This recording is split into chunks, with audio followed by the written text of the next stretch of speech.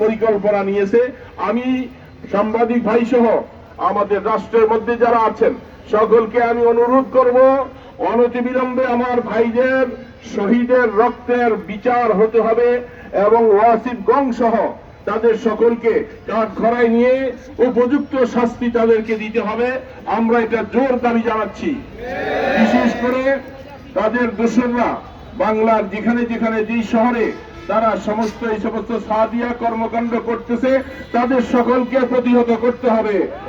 বিশেষ করে তারা যেখানে মার্কাজ নাম দিয়ে কার্যক্রম করছে তাদেরকে মুনাফেক আখ্যায়িত দিয়ে তাদের কার্যক্রমকে বন্ধ করে দিতে হবে।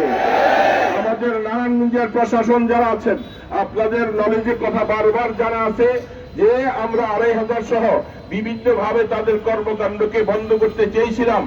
আপনারা আপনাদের বাহিনী পাঠাইয়া তাদের মার্কাজে যে অস্ত্রগুলি পেয়েছেন তা দেখার পরেও তাদেরকে আপনারা সঠিক তবলিগি কেমন করে বলতে পারেন? এই জন্য আমার বোধগম্য নয়। আপনাদেরকে বিশেষভাবে এই সমস্ত জিনিস সামনে রেখে সামনে পদক্ষেপ নিতে হবে, তাদের পক্ষ অবলম্বন করা যাবে না।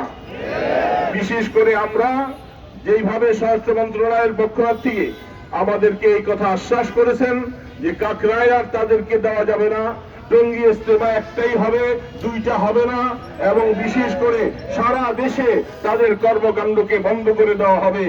এই ঘোষণাটা আসছে এটা অনতিবিলম্বে কার্যকর করার জন্য আজকের এই সমাবেশ থেকে আমরা ঘোষণা করছি।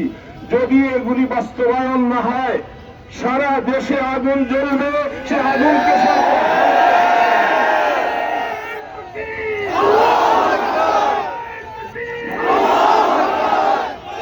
আমি উদাত্ত আহ্বান করব উপদেষ্টাদেরকে, আপনারা সুষ্ঠুভাবে আওয়ামী দোসরদেরকে চিনে নেন।